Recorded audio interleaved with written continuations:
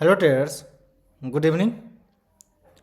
तो market close हो चुका है और बिल्कुल ये देखेंगे मेरा तो दो ट्रेड हमने किया था, जिसमें पहला जेके सीमेंट का वीडियो भी हमने डाला था लाइव मार्केट में। उसके बाद इसमें स्टॉप लॉस हिट होने के बाद फिर हमने दीपक नाइट्रेट में भी ट्रेड किया है।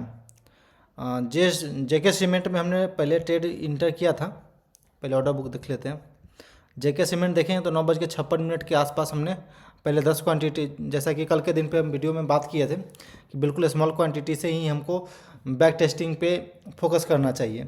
जितना ज़्यादा अपने बैक टेस्टिंग पे फोकस करेंगे उतना हो सकता है कि कहीं नए साल में ठीक हो जाए चीज़ें हमारे लिए, क्योंकि इससे पहले हम 2-3 स्ट्रैटी पे काम कर चुके हैं। फेयर वैल्यू गैप जोन हो या फिर नैरो रेंज कैंडल हो, इसके लिए काम कर चुके हैं। हम इस स्ट्रेटजी पे काम कर चुके हैं, ये 2-3 स्ट्रेटजी है। बट सबसे ज़्यादा अच्छा स्ट्रेटजी जो अभी हम फॉलो कर रहे थे पिछले कुछ दिनों से, तो वो ज़्यादा अच्छा था, क्योंकि वहाँ पे रिस्क रिवार्ड प्रॉपर बैठ रहा था।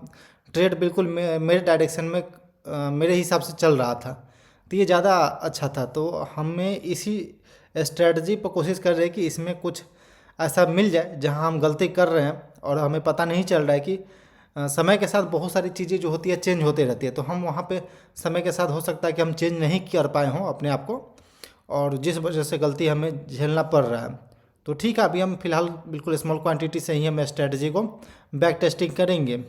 अगर इंट्राडे का बात करें तो जेके सीमेंट मेरा पहला ट्रेड था। तो एंट्री का सिंपल प्लान था मेरा 50 मिनट टाइम फ्रेम पे, आप देखेंगे तो ये इस लेवल के पास मार्केट खुला फ्लैट, देन यहाँ पे कहीं था, तो फिर 88 के पास हम ट्रेड का प्लान बनाए थे। देन आई थिंक कि अपसाइड आता है तो हम 4610 के या 12 के पास हम स्टॉप लॉस डालेंगे, क्योंकि ये कि हो सकता है कि इधर कहीं से एक बार सेलर हावी हो सकता है। तो इस थिंकिंग से फिर हमने इसमें इंटर किया। बट हमें थोड़ा सा वही दिक्कत हो रहा है कि ये चीज़ें हो जा रही है, स्टॉप लॉस हिट करके वापस नीचे आ रही है। ऐसा इसमें ही नहीं, बल्कि इसके अलावा गोदरेज कंज्यूमर प्रोडक्ट हमने बाइंग का प्लान किया था बाद में। गोदरेज कंज्यूमर प्रोडक्ट में बाइंग का प्लानिंग था, बट हम इसमें इंटर नहीं किए थे। तो देखेंगे कि ये पहले अपने डे लो को ब्रीच नहीं किया था, यानी जब तक हम इंटर का प्लान किए थे। तो इधर कहीं हम एंट्री का प्लान किए 1077 के आसपास, बट अगला नेक्स्ट कैंडल हम वॉच ही कर रहे थे, क्योंकि ट्रेड में इंटर नहीं किए। बार बार only one trade in a day यही सही रहता है, तो इसलिए हम बस ट्रेड में वॉच कर रहे थे इसको। बट ये स्टॉप लॉस हिट कर दिया, देन वापस ऊपर आ गया, तो ऐसा हुआ। फिर हमने लास्ट में फिर दीपक नाइट्रेट का ट्रेड हमने डाला। दीपक नाइट्रेट का ट्रेड हमने इसलिए डाला क्योंकि पहले तो ये डाउन ट्रेंड में दिख रही है, डाउन ट्रेंड में दिख रही है। तो फिर वापस हमने 30 मिनट टाइम फ्रेम पे देखा इसे, तो एक स्ट्रॉन्ग सेलिंग भी दिख रही थी यहाँ पे। और अगर हम ट्रेंड लाइन बनाते हैं तो रेजिस्टेंस के पास भी था आज के दिन पे, तो जिस वजह से हमने शॉर्ट करने का प्लान बनाया इस ट्रेड को। ओके, इधर कहीं तो इसी को हम शॉर्ट किए थे। अगर हम इसको 15 मिनट टाइम फ्रेम पे ले चलते हैं आपको, तो सिंपल बात चीज़ें पता चलेगी। थिंकिंग हमको दिखाते हैं आपको कि क्यों हमने शॉर्ट किया था इसे। रेजिस्टेंस के पास आ चुका था, ये रेजिस्टेंस के पास आने के बाद वापस कंसोलिडेट कर रहा था, देन कंसोलिडेशन का ब्रेकडाउन आ गया। तो फिर हम यहाँ पे इंटर का प्लान बनाए और ट्रेड में हम इंटर कर गए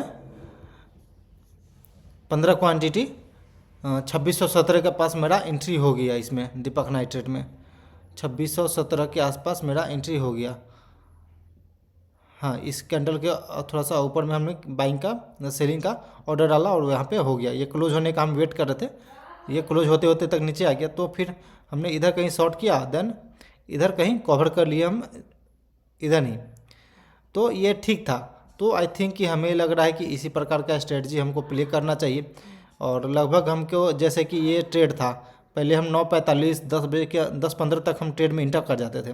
बट ये आप देखेंगे कि 10:15 10:30 11 बजे तक लगभग, मतलब कि 3-4 कैंडल जो 15 मिनट का कैंडल है ना, वो रेजिस्टेंस के पास आ करके कंसोलिडेट करना चाहिए और वापस कंसोलिडेशन का ब्रेकडाउन आए, देन आपको ट्रेड में इंटर करना चाहिए। हमको ऐसा लग रहा है। कि इस प्रकार से हमको करना चाहिए। और पता नहीं क्यों ऐसा हमारे साथ हो रहा है, पहले तो कभी नहीं हुआ था। दूसरा स्ट्रेटजी अप्लाई करने का इसलिए भी अच्छा नहीं लग रहा क्योंकि इसमें proper risk reward proper 1:2 ratio में भी मिलता था ये ट्रेड हमें। तो इस वजह से हम इसी ट्रेड को सोच रहे हैं कि सही हो जाए, क्या गलती हो रही नहीं गलती हो रही ये सब चीज़ सही हो जाए थोड़ा सा, और फिर हमारे डायरेक्शन में ट्रेड मिलना शुरू हो जाए। तब तक हम बिल्कुल स्मॉल क्वांटिटी से ही ट्रेड करेंगे, 5-10 क्वांटिटी, जो कि मैक्सिमम रिस्क 500 तक का रहेगा इस ट्रेड पे। कोई भी ट्रेड हम कल से जाए आज से जो कर रहे हैं बिल्कुल 500 के रिस्क पे ही ट्रेड करेंगे। जो बड़ा रिस्क लेकर के आप बेफिजुल का स्टॉप लॉस हिट करवाना और वापस मार्केट में बैक टू बैक लॉस ही हो रहा, तो फिर इससे अच्छा है कि अपना क्वांटिटी कम कर लें। और ड्रा डाउन से बचने का एक उपाय ये भी है, और अपने स्ट्रेटजी पे लगातार प्रैक्टिस करें, ताकि एक रियल मनी के साथ अलग अटैचमेंट होती है जो लाइव मार्केट में आपको बैठने की वो अंदर से मोटिवेशन देगा कि आप बैठे रहेंगे। लाइव मार्केट में आप बैठ करके आप अपने प्रैक्टिस को अपने जारी रखेंगे। तो इस वजह से बस कर रहे हैं। तो ठीक है, देखते हैं कहाँ सही होता है। बैक टू बैक अगर हम एक वीक लगातार अगर सही रहते हैं तो फिर हम वहाँ पे क्वांटिटी बढ़ाएंगे नेक्स्ट वीक से, बट अभी हम फिलहाल इसी प्रकार से हम करेंगे। ओके ट्रेडर्स, अगला कोई प्रैक्टिस करते हैं नेक्स्ट डे पे तो बिल्कुल उसको भी अपडेट करेंगे। यदि आप कोई भी स्ट्रेटजी और भी फॉलो करते हैं और आपको लगता है कि आप हमें भी बताना चाहिए तो फिर ज़रूर बताइएगा आप हमको भी। हम दो स्ट्रेटजी तो 2-3 स्ट्रेटजी तो हम जरूर फॉलो करते हैं, बट इसके अलावा और कोई आपको पता हो तो ज़रूर बताइएगा। Okay traders,